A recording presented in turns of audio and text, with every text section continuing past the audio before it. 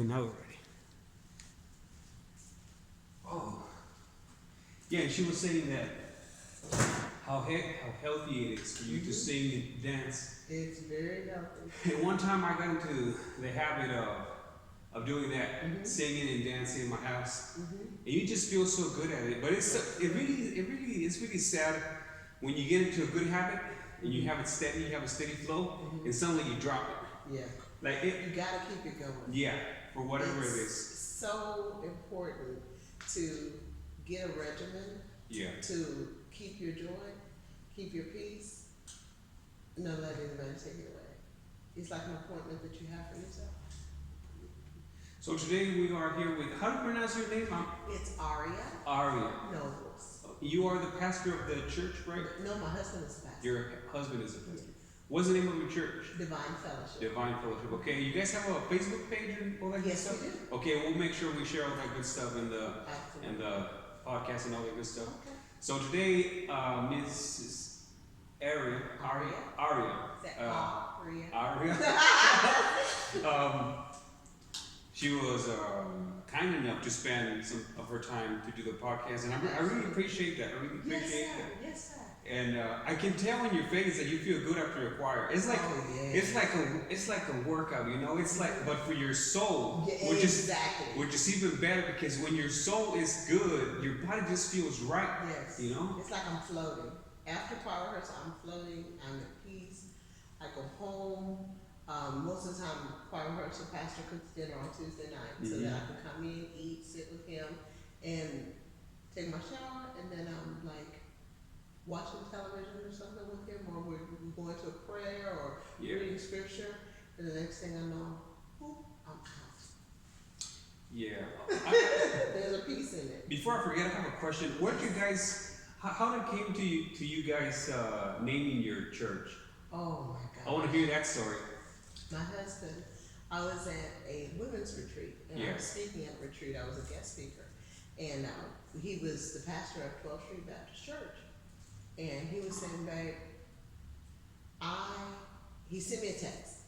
He said, I want to touch base with you, and I want to share something with you, and it was like 12 o'clock in the morning, basically. And I don't know, I can't remember if he texted me right at that time or I just happened to see it. And he said Divine Fellowship. And I texted, I said, yeah, babe, I prayed before I laid down, because he's like, you have to have a fellowship with the divine, to have your restful sleep, so forth and so on. We usually pray together at night. And he goes, no, I'll explain it to you in the morning. So I come back with the ladies, we get ready to go to church services and everything, and he tells me, I'm going to resign from 12th Street. I'm like, there's a full congregation, everything seems great. He's like, but I'm speaking life into a building and into people. Some people, like the deacon board, stuff like that are not interested in really dissecting the truth about God. And I feel like I'm pouring new wine into old bottles, and they're like, why are you preaching about, the name is Jesus, why are you saying Yahushua? Well, as we continue to learn of God, we understand that his name is, they created the name Jesus, because his original name was Yahushua. And so when he says, say things in my name, and we don't call his name, it's just like me saying, okay, Brian, I'm asking you to help me, and I need you to help me now. Okay. You're like, my name is Danny, but I know, Brian, duh, I know your name. And you're like, did you not hear me say my name was Danny? I know your name is Brian. I heard you the first time. Okay, well, maybe she's not listening. Well, fine, I'll just go ahead and give her a portion of what she wants, so she'll leave me alone. That's how we treat Jesus. Okay. Yahushua. We say, okay, I'm going to use the derivative of your name, but we're not going to pay attention to the fact that the Hebrew language didn't have a J in it. And so how could your name? They only had an I, right? Exactly. Okay. And so they figured that Yahweh and Yahushua, Yahweh meaning God, was too holy to say. So they kind of dumbed it down. And then we just kept it. and said, okay, that's good enough. So Okay. we call you when we want to call you, and then we do what we want to do, and it all just kind of stems from that. But anyway, kind of deviated. But when I came home, he told me this, and he explained to me. He said, we are very clear about God being divinity. He's divine. He is all-knowing, and in order for us to have a true relationship with him, we have to have that divine fellowship, and that kept coming to me. Fellowship with the divine. In the Garden of Eden, man walked with God, and now we're separated from him, and we have to pray for him to talk to us. So if we create the energy of a divine fellowship, we'll always be connected with him, and we'll move in the fashion that he wants us to move. Okay. Therefore, Divine Fellowship Community Church came into life. I like that. I like that. And you know what? You know what is so interesting how you say it was 12 a.m.? Because sometimes you just have these ideas. And one of the best things is to get your butt off the bed and write it down or put it on your phone, just because you might never know. That idea might never come back, or you just have like this, a glimpse of what it was. You gotta have the strength. Exactly. And that's one thing that I know that a lot of people gain from whenever they fast, and they do. They have a series of waking up 1 in the morning, 2 in the morning, 3 in the morning to just set up your alarm and do a prayer, and that gives you so much strength. And I know that one of the things that will give you, and a lot of people who are not even spiritual, they experience it. The fasting, it gives you so much self-control. One of the first times that I experienced fasting, something opened in my mind, and I'm not as strong as I thought I was, because sometimes you start wanting stuff that you didn't even want before. Yeah. Sometimes you're just driving through the world and you're thinking, I have a job, I have this, I have that, and you think you're almighty. But as soon as they take up something so simple like food, you are a different person. You can't concentrate. You get hangry. You get angry. You're weak. Your head hurts. This and that. So this opened my eyes to see I'm not as strong as I thought I was, and I definitely need God. Yes. And then another thing that, changing a little bit the subject, fasting did for me was I've heard this phrase before. A lot of people get the humbleness or express the humbleness when they are at their weakest moments. So whenever you're fasting, sometimes you feel pale, you feel tired, and you understand that you are not as strong as you thought, and that you need more help. Yes. And you need all the help you can get. Yes, indeed. And the best help to get it is from God. What better backup to have than from God? And So it's clear to say, when we are weak, he is strong. So when we're fasting and we're praying, because he says pray and fast. Some of these things take fasting and praying. When you are going through a situation, or either you're saying, God, I need to hear from you, and you fast and pray and clear that mind and say, okay, now I'm so humble, I'm so weak. And then you say, okay, now we're ready. You have to break. Sometimes you have to break. Yes. Oh my! I remember one time, a long time ago in Dallas, we went to a retreat. It was a 3-day retreat. Oh, I love long retreats. So little by little, you just start, like your shell starts breaking and breaking.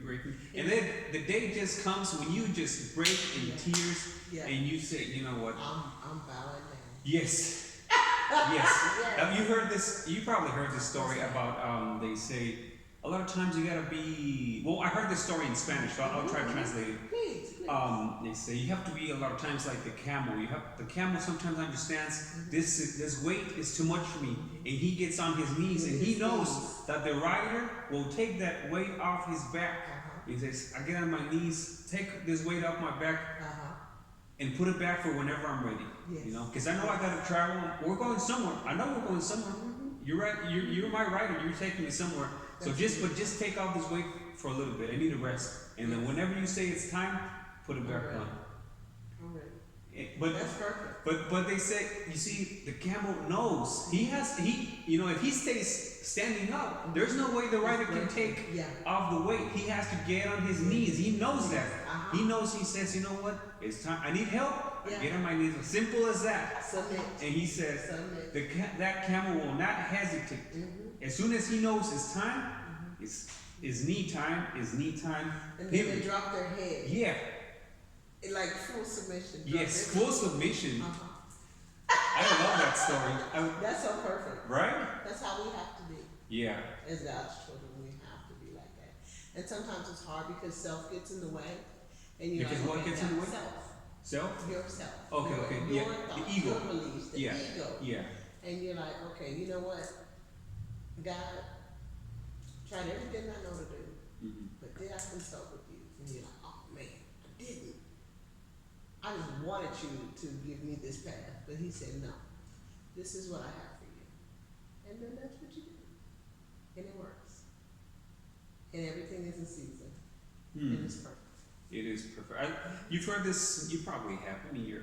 No, yeah. share with me. But Share with me. I Because like. I didn't hear about like what you were saying, like the camel knows to submit when it's too much for you, Yeah. bow down, Yeah. and then they take the yoke off, and when it's time, then I can place it back, and they have sense enough to bow down again and say, okay, if you say this, Mm-hmm. I like it. You've probably heard this. It's a very small. I don't know if it's a prayer, but it's a prayer of serenity. Is it the real true one? Mm-hmm. It's God grant me the serenity to what? To accept the things I can't change. Mm-hmm. You know, Mm-hmm. and, And some, wisdom to know the difference. and the strength to change the Yes. ones that I can, Yes. and the wisdom to know the difference. Because a lot of times you see things and you think you can change something. You know. Mm-hmm. And from a point of view, from one time I was reading about emotional intelligence, and this man was saying that basically 5 points, but one of them was you gotta have the will to control the relationship you have with another person, Yes. but never try to control the person because you're not gonna change that person. Yeah. And you have to know your limits because I've seen sometimes we go through the world, we see people who fall in love with somebody and they want to change that person. Yeah. They want to It's change like, that this person. one thing I don't like about you, I'm gonna change it. But It's you like, can't, whoa. you know, You either have to be careful. either you accept it or you tell them, you know your point of view, and if they can do it by themselves, then. But sometimes it's really hard to. That's why you have to keep yourself in prayer so you can see. Yes. Because a lot of times you sometimes I look back to my younger years and I think, what was I thinking? Yeah. You know? Yeah. Why didn't I just ask somebody who knows? Just ask God. You know. Yeah. Ask somebody who knows, so you can have some good answers. Because sometimes a lot of people when they're young, they're doing some stuff that makes no sense. Mm-hmm. And they think it makes perfect sense. And now, they do it over and over and over. yeah. And then you open your eyes and you just see these things and you're like, what was I? Yeah. What, how? Uh-huh. How? How? Yes. Why? Yes. You know? As we grow into wisdom. But I've watched some people over the years, and there are some people that get set in their ways, and they continue to do the foolish thing over and over again, and it becomes normal for them, and they don't have the desire to change. Oh yeah. And you have to say, you know what, I want to talk to you, but you have to be open to hearing. But if I'm speaking to the ears of a fool, I'm kind of foolish too. Yeah. And Oh. then sometimes you get angry because this person is not trying to make any adjustments, any changes, or whatever. That's when you step back and say, okay, God, you got it. You got it. Because I'm done. In Spanish, they have a saying that is, there's probably a translation, but I don't know. It says that whenever you argue, do not argue with a fool, because whenever you argue with a fool, at the end of at the end of that argument, there will no longer be one fool, but two. Exactly. Exactly. And my grandmother used to say, yeah. she used to say, if you argue with somebody and somebody walks up, they don't know who the fool is. Oh, Because both I of like y'all that. just don't know how to stop. I like that. I like that too. It's the truth. It is the very truth. much the truth. It is. You have to be wise with your words, and God tells us to be very wise with our words. And if we're okay, my grandmother used to say this too. It's so funny to me. She said, be careful of people that say, I'm gonna give them a piece of my mind. I'm gonna tell them about themselves. He said, because they're not wise with their words. Because if you're giving away a piece of your mind, then you're making yourself dumber and dumber every day. So if you've given a person a piece of your mind and you're begrudging and you're rude with it, I'm gonna tell them off. I'm gonna give him a piece of my mind. Mhm. Then bit by bit, how many pieces do you have left once you boldly just say whatever you want to say, anytime you want to say it? That's not being a good stewardship of your words. And God tells us that the hardest thing to control is the tongue. It is true. We can control our arms, control the ears, eyes, everything, paying attention. But I'm gonna say whatever I want to say. And then you notice that I'm pretty sure you've seen this before. As we get older, we get wiser. But then some people get a little bit stern, rude, even. I'm old enough to say whatever I want to say. Mm-hmm. I can say what I want to say. I don't care if it hurts your feelings, whatever. But we're getting closer to our passing years. So when you're supposed to be getting wiser and you get ruder, are you working your way into heaven, or what are you working your way into? Because you're not helping people to see God through you, because you just say whatever you want to say. So we just have to be careful. And as we get older, as we get wiser, we know better, so we do better. Mm-hmm. Mm-hmm. Right now that you said that one of the hardest things to control is your tongue, I mean, that would be like, so to speak, in the physical way. But because I would say that before that is that something that is really hard to control, and I sometimes struggle with that, is the ideas. Like all these ideas. Sometimes I can just stop them before they get to the tongue, so they don't hurt nobody else. But sometimes I need to, I need to give. One time I learned this beautiful, very helpful method that would say, just pray 24/7. Yes. And at first that's ridiculous. You're not going to be praying 24/7. Come on. But then I can't even remember how it happened. But one time my mom, she had a little stand in the flea market, and we would hang some hats and clothes and all these kinds of things. And then one time I found myself saying, I was hanging up these caps. I would say, God, help me hang these caps, because I don't want to be thinking about something else and doing this. I just want to be here. Yeah. And I would just say, God, help me hang this clap. Just going to the most humble, like as humble as possible. Somebody would say, that is stupid. Why are you asking God for something? No, I am so weak. I need His help for everything. You can say I'm a crybaby, and I would just say, help me hang this, and I would just get my keys to open my door, and I would say, God, help me open my door. Because it might seem ridiculous, but it does. I don't know. Because we make decisions every day. We don't consult with God. You made a conscious effort to say, I'm going to consult with you about the smallest thing. So then you will show favor, and then you will help me to communicate with the bigger thing. Mm-hmm. Let me hang this hat. Let me open my door. God will finish it and say, let me hang a hat, so that when our time to sell, it will be sitting in the most perfect area, so it will sell sooner. Yeah. That's how God finishes. I love He that. said, you call on me, and I will direct your path. And so you ask for the small thing, and He said, and I'm going to finish it, son. Mm-hmm. And I bet you her stuff sold faster. I felt more of a peace, like just living the moment. But you know what? You just got me thinking about something else. Maybe I'm getting to my door and I'm about to open my door with my key and say, God, help me open my door. And maybe I just have this thought, you know what? Don't open the door yet. How about you look around? How about don't open that door yet?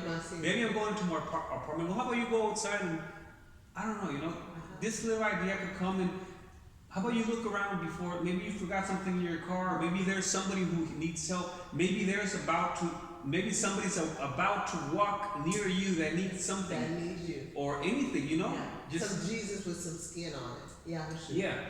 I want to see a pleasant smile.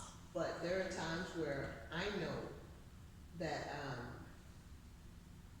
go into my car. Mm-hmm. Okay, Lord, I'm tired. I gotta go to work. I gotta finish this day. Let me get in this car and make it to work safely. I forgot my so-and-so in the house. Go into the house, go get the stuff. In a car that I know just passed my street, right before me. I see them in my rearview mirror. It's happened 2 times that I can remember. I get on the road, and the very same car was in the car accident. So God said, wait a minute, baby, hold on. Go back in there. Probably something you really don't even need. You think you need it for the day. I need to pause you for a moment. Now you get in your car. You just missed that. I'm thinking I'm in a rush, but you just bought me time because I could have been in an accident. And God is so perfect and prophetic like that. So when you ask him for something, he says, okay, you didn't know what you asked for, but I knew how to finish it. Excuse me. Mm-hmm. I knew how to finish it. And there's such a peace in focusing on the will of God for your life. I'm telling you, the strangest thing, Mm-hmm. my husband, guess how old I was when I met him? Met him, just met him. When I met him. I want to say you guys were young. I want to say you guys somewhere around your 19, something like that. No. No? We were in 7th grade when we met. Oh boy. He was my friend. Uh-huh. I moved here from Chicago. I didn't know anybody. I met him. He was in the honors classes and he was real cool. He was real fun. And all the other boys were trying to get to the new girl, and he was just cool. I had so much fun with him. Then when I got to my high school years, my mom, we would go back for the summers because my mom and dad divorced. Go back for the summers. And when I came home, getting ready to go into my freshman year, I'm like, all right, I'm going to see my buddy. She's driving in the airport and she just keeps driving and driving. I'm like, Mom, you missed her turn. And we don't live anymore. You're going to Pflugerville High School. I'm like, Pflugerville, what is that? He's like, that's Pflugerville right there. And I see P. Pflugerville. But Pflugerville, Mom, well, the P is silent. I'm like, that makes no sense. So then I get to school and everybody's so proud of Pflugerville. And literally, before the guys play football, they would have to shoo the cows off the football field because there was a dairy right across the street from Pflugerville High School. Now the high school is totally different. It's a mega school, you know, almost looks like a college campus. But I met him again right outside of high school. Well, no, we were in high school and I saw him. He looked totally different. He was fairly short when we were in junior high school. He's a cute little somebody. Then he grew up, muscles and everything. I was like, oh. And he said, how you doing? I said, I'm finding you. You have really grown up. He goes, you know who I am? I was like, yes. And he goes, who? I said, Chris. He goes, you remember me? I was like, yes. He looked totally different. But God has blessed me to be able to see people and I can age them, plump them up, bring them down, and I know who you are. Mm-hmm. The key to your soul, your eyes. I see your eyes and I know you. And then I lost contact with him again. Right outside of high school, we were in college. I was working at the Gap. He was walking in the door and I go, Chris. He goes, girl, where have you been? I was like, well, you know, I went to Pflugerville High School and explained everything and we lose contact with each other. He had a girlfriend, I had a boyfriend, every time. In college, I'm walking out campus, walking right into Chris, and I'm with my boyfriend, and I'm like, oh my God, this is Chris, and I'm all excited, explaining it. We part ways, and my boyfriend's like, what the heck was that? And I was like, what are you talking about? He's like, you all giddy and all excited to see that man? I was like, he was in a neck brace. He broke his neck, and he was talking to me, and I could just not walk. I mean, he's been our friend since junior high. Right. And he was like, but no, you just got too excited to see him. And I was like, dude, you are really tripping. So we move on. We break up. I see him again. My husband is a preacher. Didn't know he was a pastor. And then we start talking. 2 weeks later, he was like, you know what? I think I want you to be my girlfriend. Because I knew in junior high when we got to high school, I was like, actually, you be my girlfriend, but I don't know what you in. And I was like, okay, well, I don't have a boyfriend. This time, every time I saw you, I was actually dating somebody or you were dating somebody. We dated for 2 weeks. In 2 months, we had the most fun with each other. And I was a director, a choir director at the church I was going to, and he was a pastor, which I didn't know until I went to visit his church, and I'm like waiting for the pastor to come out, and he comes out with a robe on. I'm like, oh my God, I cannot believe this man is a pastor. Oh no, no. So I had taken a vow of celibacy, and he had as well. So it was like we actually knew that we had the same mind. Literally, as we continued to talk to each other, I accepted Christ right around the same time he did. It was the strangest thing. We're talking about this, and he's like, we dated for 2 weeks. 2 weeks later, he asked me to marry him, and I was like, that was so strange, but I said yes. My mind couldn't say anything else. 2 months after that, we were married. So literally, our courtship was 3 months. And we've been married for 24 years now. And everybody's like, they've lost their minds. They're like, oh, they're turned into little Jesus freaks. But we don't push Jesus on people. We don't say, yeah, I'm sure there's a way. You need to get it together. Because we understand that everybody is in a process. Mm-hmm. I'm in a process. I'm still growing. I'm still learning. I've been hurt in life, but I know that God covers me. Everything is done for a reason. Don't know what that reason is, but it just continues to bless me. And then He brings people into my life that bless me even more. And I'm always open to bless them as well. Speaking of master plans, huh? Yes. Didn't have one. My best friend. I know you all the time. And his mom was like, every time I saw y'all, I was thinking, I think he should date her. She was a sweet young lady. And I was like, never thought about it. This is my buddy. He knows everything about me. No, I don't think so. God said, wait for y'all to get it together. And we did. Yeah. Man, I like that story. Thank you. I like that. People don't believe in my children. Like my mom and dad dated for 3 months and they were married. What? We had a big wedding, 12 people on one side, 12 people on the other. And I wouldn't trade it for anything. Why have been engaged for 5 years and all this? And I was like, how long were you all engaged? You know, I'm so happy. I'm like, you wouldn't believe me if I told you. They're like, how long? Was it like 2 years? I was like, no, 3 months. Shut up. Well, did y'all like what? No, we weren't extremely close where I knew all his family or anything like that. We just got to know each other over time, and we were just missing each other over and over again. And then finally God said, look, you be together, hurry up, get married before you miss each other again. We're good. We just bought a house too. Yeah. Yeah.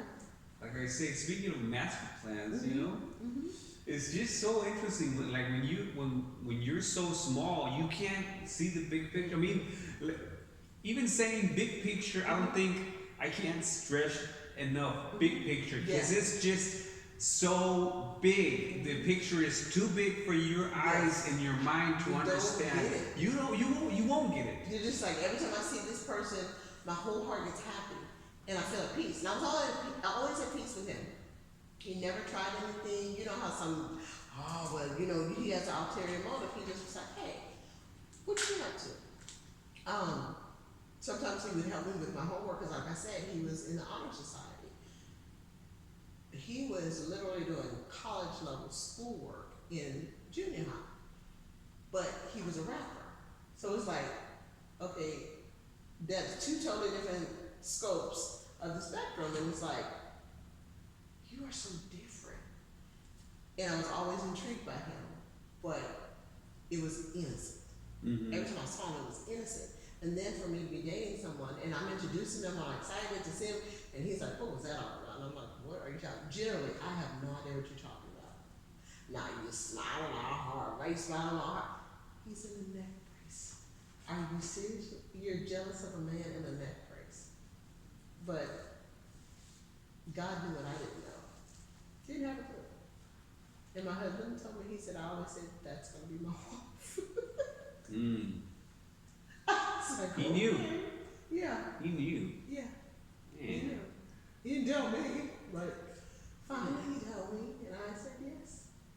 Man, that's interesting how when he was young, you say he was a rapper, Yes. and now he is a musician, you know? I was preaching the word. I was thinking the other day how a lot of people nowadays, they're taking their kids out of school, not because of COVID, but because, like whenever they homeschool. One time I was talking to this lady, she was talking about homeschool. I'll connect it to this part in a minute.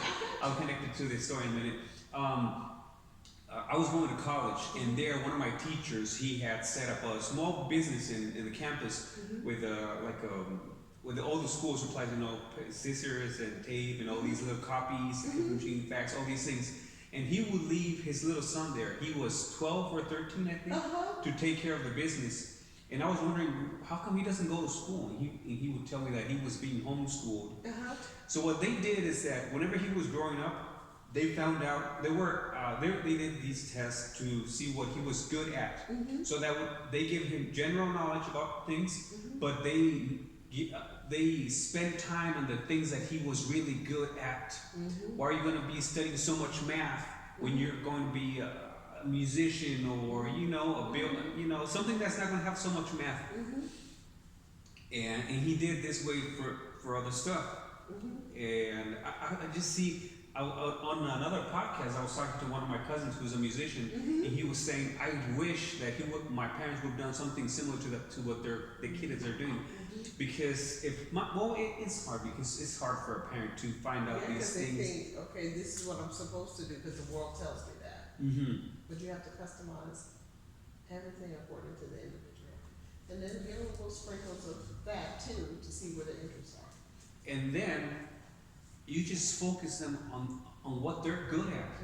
And if you start, let's say it turns out they're good at math, sure, we'll give them some history basics, the basic stuff, but we don't need you to study social something or psychology or biology when your thing is math.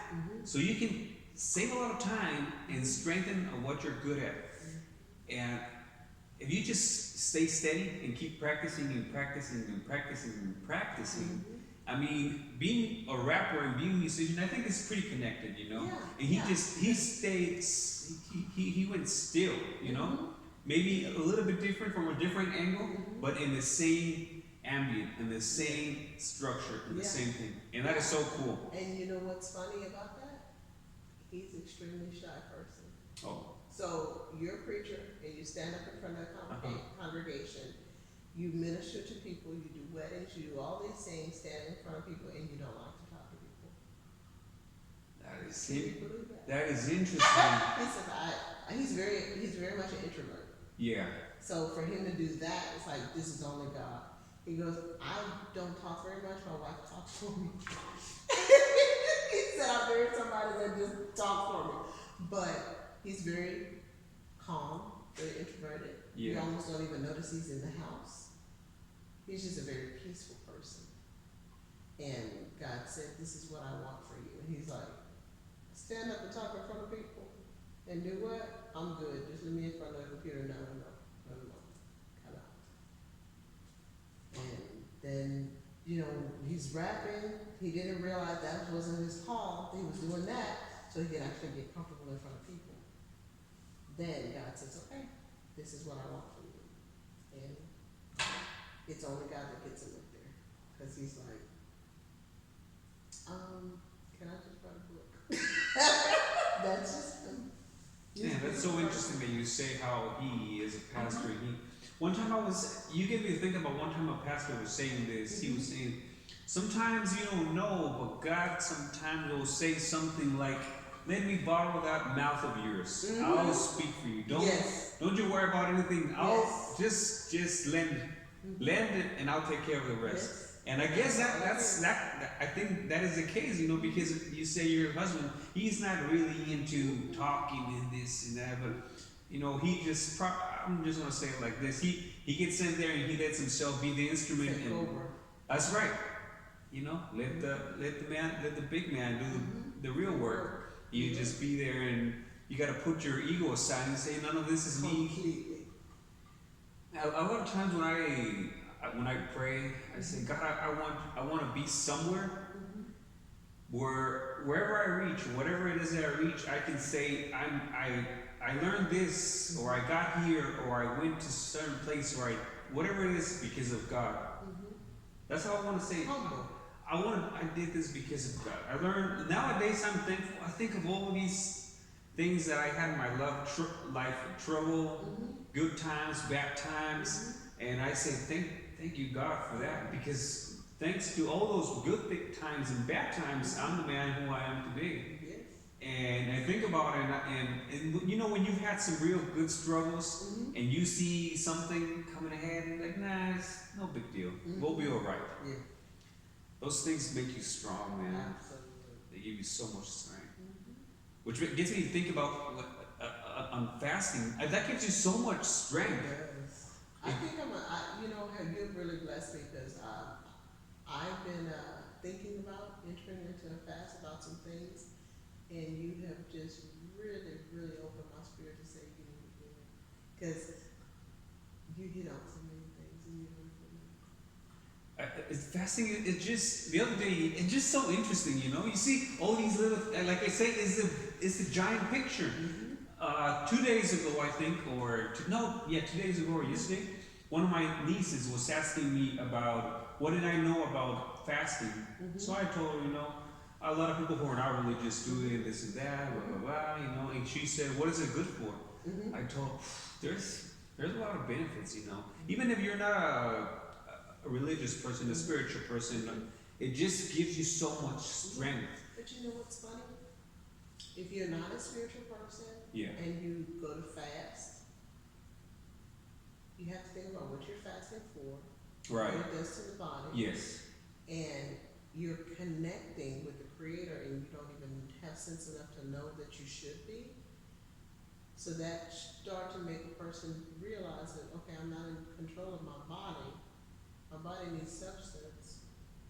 And now I'm longing for certain things, but I'm actually receiving a certain energy that I don't understand. So now you get to have an opportunity to think about what is this energy that I'm receiving?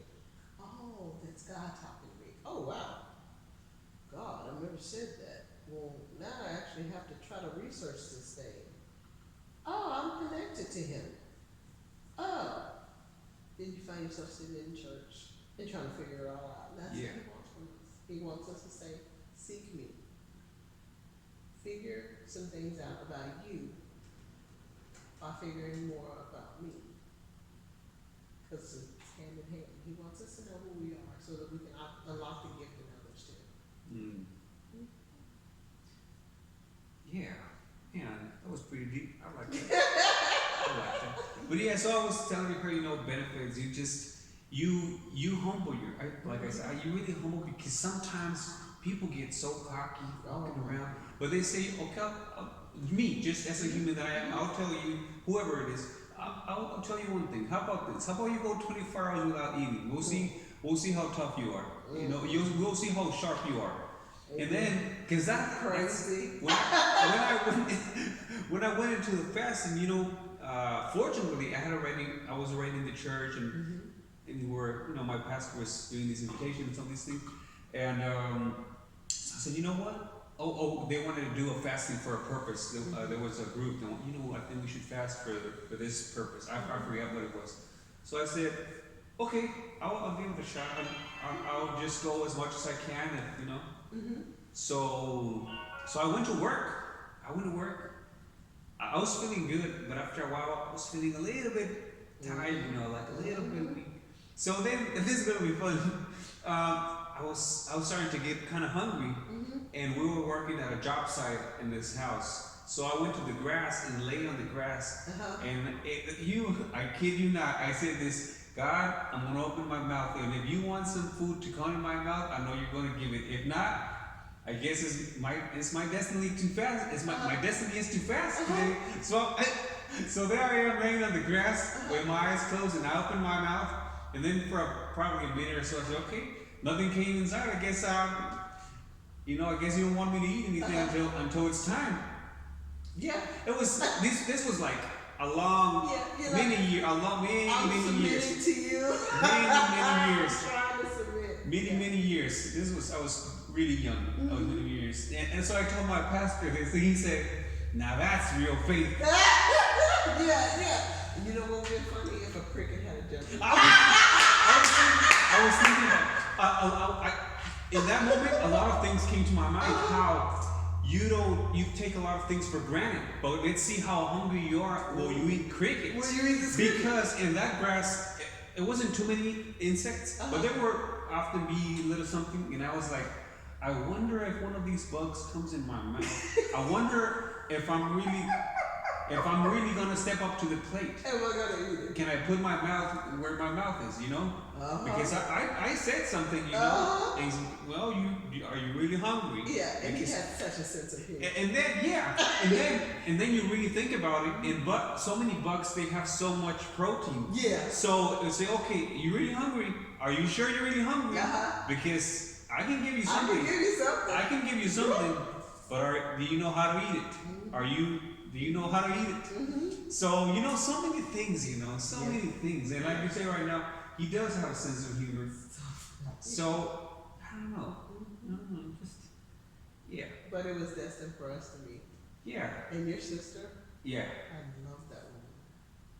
That is my sister. Yeah. And she was talking to me the other day, and she's like, I love my brother so much. And I was like, oh, so cute. Yeah, she's my I don't want to fall into favoritisms, but it's just sometimes you develop connection with some people, That's well, one thing I learned, one thing, that whenever I go to the world, I like to talk a lot, but sometimes there's some people who don't talk, who don't give back, and I have to be respectful, be understand. I don't know what is in their mind. I don't know what they've been through. I don't know what, maybe they're just, I remember one of the first times that I heard about autism and how they kind of work, how their mind functions, and they are a very different computer, They process things very different, and what you might perceive as offensive, aggressive, cold, or so many things, they are perceiving a whole other different thing. Yeah, so you don't really know. Yeah. And so a lot of times I don't get to connect with somebody, and I just it is, for a long time it was really hard, because I was like, I want to talk to everybody. I want everybody to be my best friend. Yeah. But you have to accept that not everybody can be your best friend. Not everybody's gonna like you. Sometimes there are a lot of people who will just respect you, but they say, don't get offended, I just don't like you, man. Yeah. And we can't force things. Like, okay. You can't force things. And for a long time, I would kind of push things, I want you to like me. I want you to like me. Guy or girl, like, I want to be your friend. I want to get to know you. I want you to like the things that I like. Yeah. And they this have to and learn to like themselves but sometimes too. it's so yeah, it's just a connection, because I have 4 other siblings, but I think me and her, we have like the strongest connection. For whatever reason it is. And she feels the same way. It's so cute. Yeah, it's She was just talking, she was just lighting up, talking about her little brother. I was like, oh, it's okay. It's a connection, I see it. There's this little boy that he went to the church, and he had autism. He's very standoff. If you come too close, he make you nervous. You get very nervous. But he walked up to me one day and he said, at the time I was choir director. Since then, we've been blessed with a musician, and he directs the choir. And he said, he wasn't looking at me. Sister Nobles, I want to sing in the choir. And the children's choir. And I was like, okay, baby, come on. So I went to his mom. She said, girl, Hyson don't know what he's talking about. He's not going to be singing in the choir. And I said, well, I want to have him come. Right. He has an interest, and I want to have him come. She would always come to choir rehearsal with his older brother, and he'd sit right beside her, and he'd just be sitting there, and he'd sing. And then, he would just sit there and just kind of drift off. So we thought, he comes to choir rehearsal, he's sitting there, and he was just clapping his hands, and so I was like, okay, now for the tenors, I want you to sing this part, you sing this part. Then I have the soprano sing. Then I have the alto sing. And the altos and sopranos were having a little difficulty with the parts in the song. Right. Hassan stood up, he said, listen, this is your part. You sing this, and he starts singing, literally, as clean as a whistle in a soprano voice. Sound just like a girl. Then he said, and then the altos, I know what you are. You're right between the sopranos and the tenors. And then he starts singing that part perfectly. And then he goes, now I'm going to sing my part. He starts singing his part, and his mother was like this. Picked up everything. Had been picking up the song. We had been practicing it for quite some time. All of 5 minutes, him sitting in the rehearsal, he knew all the song part for the soprano, all the part for the alto, all the part for the tenor. And then when we started singing, and we were going through the stuff, he came up to me, he said, I'm tired now. I want to go sit by my mom. But when Sunday comes, I'm gonna sit with you the whole time. But right now, I'm not gonna do that. And I was like, okay, that's fine. And so when you were saying they're totally different, usually that would be offensive to say, I'm not gonna sit up here right now. You don't get the choice. You're in the choir, but his mind said, okay, I already got that. You're repeating it for them, and I'm getting annoyed. And sensors in his body were just, he was just moving, and he started getting irritated. She was like, Hyson, stop it. I said, he's all right. And so when he told me he was ready, he stepped down. The Sunday came, he sang all the song, whatever part he felt like he was gonna sing, he sang it. He literally sang the whole song because he sang all parts. He harmonized with himself, and he sat there the whole time that the pastor was preaching, didn't move. When we finished, he was like, I had fun. I think I want to do this every time. But I want my mom to stay at home because I don't need her help. I mean, just beautiful mom. Mm-hmm. And comfortable enough to talk to me and say these things. And I'm like, oh my God, how am I going to tell his mom that he doesn't want her to come to rehearsal? And she's like, stop that. She was disturbing.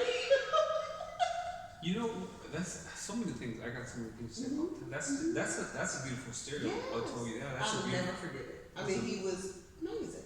That's a beautiful story. And these people with autism, they're so interesting, you know? A lot of times their parents have a hard time finding what they're good at because from what I understand, there's a big variety of things that they can be so good at, but you have to kind of find it, you know? Yeah. And they just like, I'm bored now. Yeah. And he used to run track. Uh-huh. My son was about 6 months older than him. And he run with the Special Olympics. My son went to the same high school, but he was in regular classes and honors classes. He would go to the Special Olympic classes, track meets, and his track meets, and just cheer him on. He went to the coach and he said, Coach, he runs so well. Why don't you put him on a regular team? He was like, I don't think he's gonna be able to do that. Long story short, that little boy got on the regular team. He was running the 400. He was tearing up the track, and my son was screaming and hollering for him. So you can't tell people what they can't do. Just speak life to what they can do, and that's in all things. And to see my young son encouraging this young man, that people are like, what is wrong with him? He's so weird. Don't say that. He's beautiful. You don't know him. Don't talk about him. And just being there to scream and encourage him all the way through. Everybody needs that. Yeah, everybody needs that.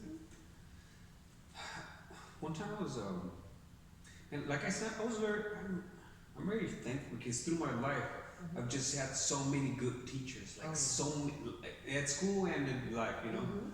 But one of my teachers, she was a psychologist. I think she was getting her master's in something else. But so meanwhile, she went to high school to teach, so she could attend her other MBA master's classes. And she was telling us about this story about a mother who was having trouble with a child who I think he was wetting the bed or something like this. And she was saying that he was too attached to her. So through the story, the psychologist, she starts telling us that actually, well, we didn't learn, she knew it all along, right? But she didn't let us know until the end of the story, when little by little, they're in the room with therapy, and they're sitting, this is her, he's sitting right there, she's sitting right here, mother and son and then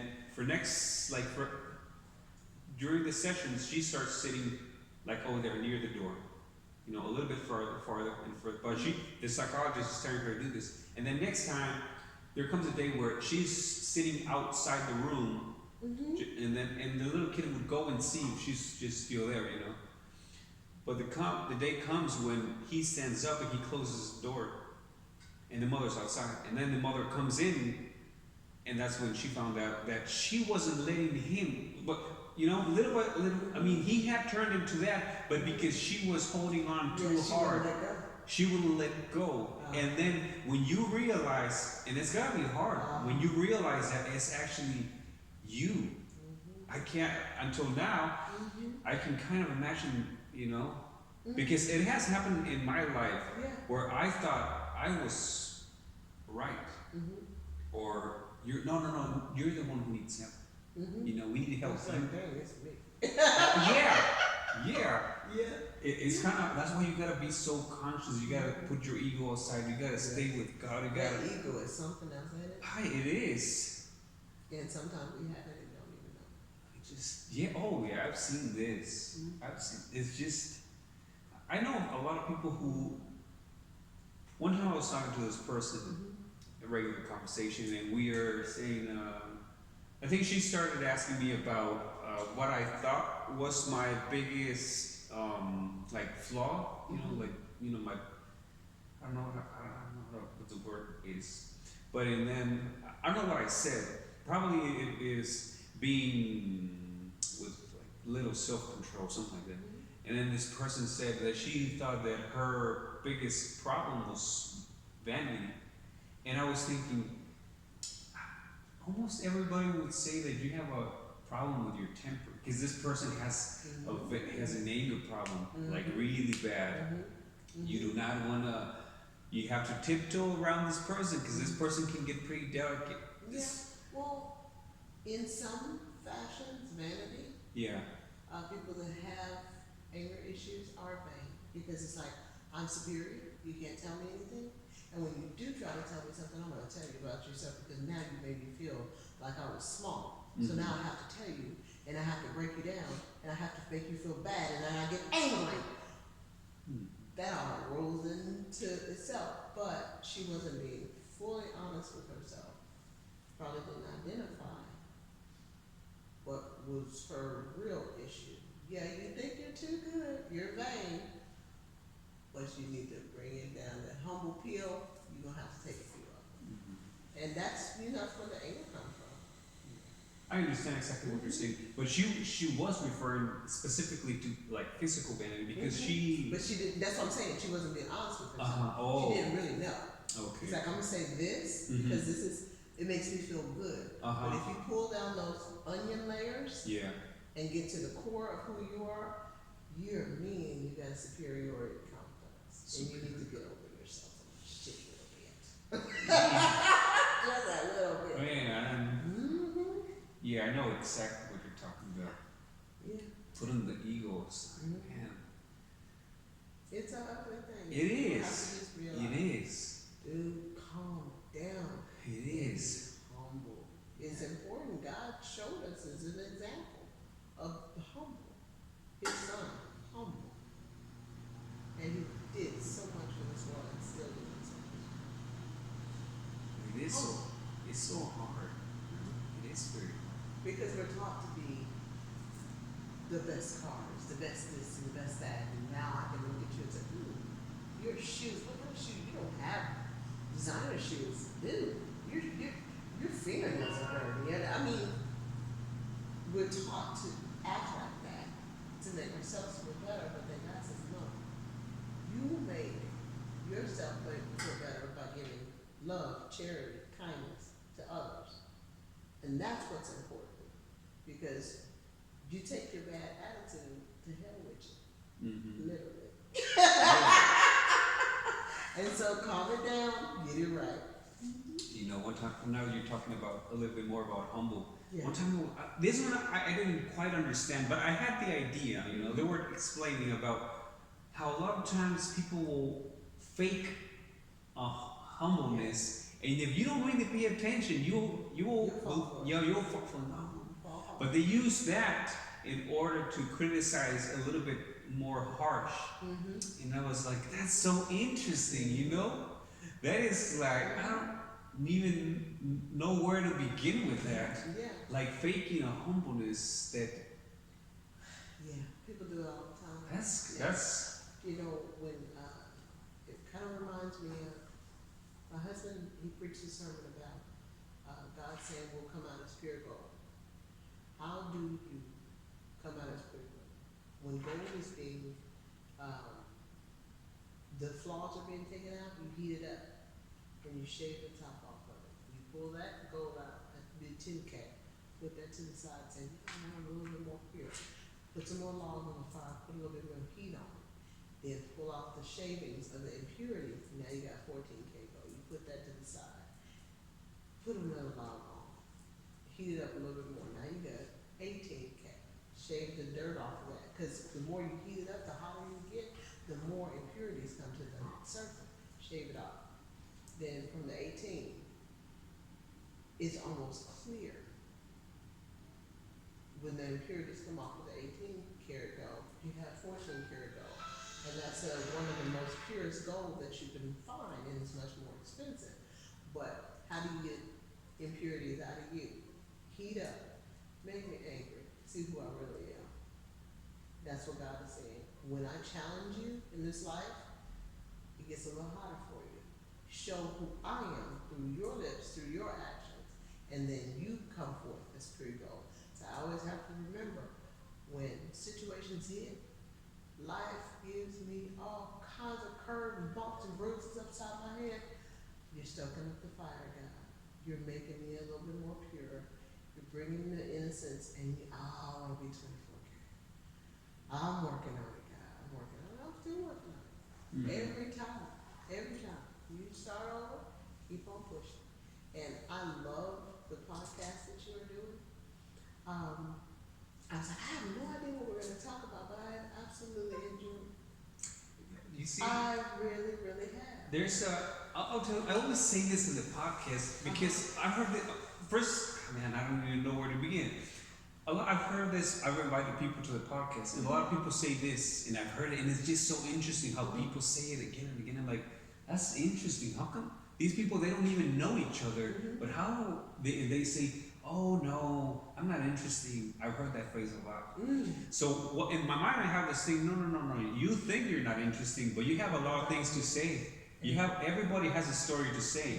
You might think you're boring. No, trust me. And it's a process. You know, when I started reading a lot about how to talk, dialogue, how to study words and this and that, how to keep a conversation going. So just leave the work to me. I'm not saying, I'm great, I can know how to do this, I'm a master. No, but I'm getting there, you know, like I'm learning, how to conversation starters and flow in conversation and this and that, and just be curious.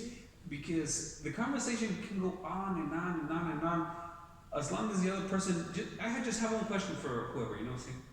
Are you willing to have a conversation? Yes. Okay, that's all I need. Yeah. That's all I need. Don't worry about the topic or the theme. What are we going to talk?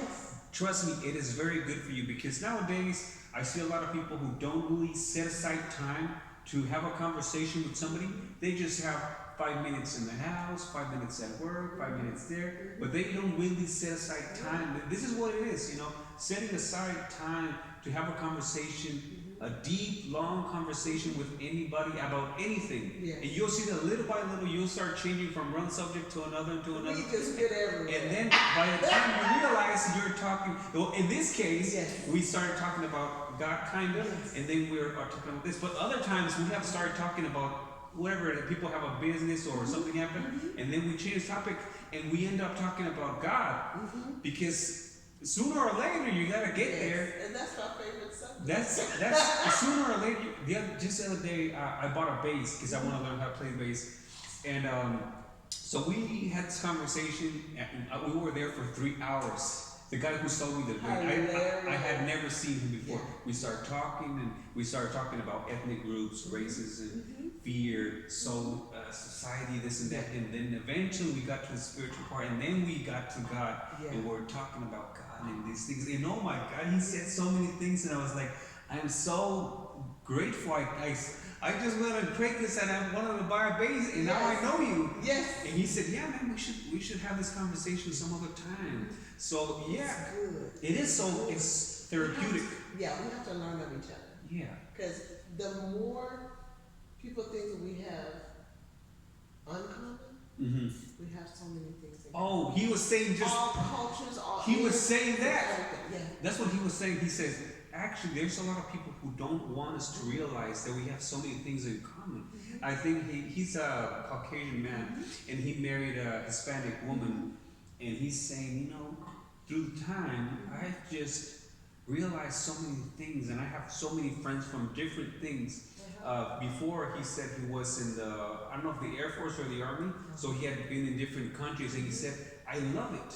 I love meeting new He's people. learning. And asking, so what do you need? How do you need it? Why do you do this and this? And so interesting and wow, Yeah. and more. And then you just start becoming stronger, you know, more like you're not looking at this, you're looking at this and then this, and then a whole bunch of stuff. Like, I just love it when and your fear levels go down. Oh, yes. I have no fear. I just don't have good sense. My mom said when I was a little girl, she said, Aria, I could have sworn I was so scared that somebody was going to steal you. Because you would just walk off and, hi, you have a balloon. I love balloons. What color is that? I can't quite tell. Oh, that's not blue. It's called what? It's turquoise. Mom, they have a turquoise balloon. Come on, this is my mom. My name is Aria. And she said, I'll be like, oh my God, this girl going on a boat trip. I'm walking off and I'm going over here and I come back with an ice cream. Who gave you ice cream? That guy right there, he gave me ice cream. He gave his daughter ice cream. I was like, oh, what kind of ice cream? He said, you want some? I was like, sure. She's like, I thought somebody was gonna poison you, steal you, or whatever. You never met a stranger. But it's because I don't have the energy for prejudice and foolishness. I want to enjoy people. I want to enjoy life. I want to learn of your culture. Our cultures are so interconnected. And God made us beautiful that way so we can learn from each other. He and did. We can always be interested to He did. one another. Yeah. You know? Always. Man. I'm going to have to go because my family is like, where is she at? Yeah. Well, yeah. Don't worry. Man, Yes, well, we have to do this again. yeah, we'll do it again. Don't worry, we'll have a second part. But Yes. I really want to thank you for doing this, Thank taking your you. time. And I know you said you were tired and all of this. Oh, I could not call you and say, well, let's reschedule. I'm tired, but you have given me new energy. You know? I hope so. I got a lot of it too, you know. Yeah. It's very good for me. I loved it. We'll go at it again whenever we get more chance. Hopefully Thank you you feel a so lot better. Absolutely. And we'll share your Facebook page for everybody who so we can invite people to come to church over here. Yes. You guys are over here on Sundays and just Sundays? Sundays at 11 a.m. and then on Tuesday for choir rehearsal. Okay. Yes. Yeah, we gotta invite people to come over here because Yes, we everybody will. needs it. We Aria, thank you so much for coming. That was good. That was great. And you are Thank you true. for having me. We have so much in common. Yes. So much in common. Yes, and more yes. All right. Thank you And very we much. share our sister together. All right. Yeah, I will. Oh yeah, we do. Yes, we do. Yeah. Well, thank you very much, Aria. You I'll see you be soon. forever blessed. I'll see you as soon as possible. Yes. Man, thank you for that. That was great.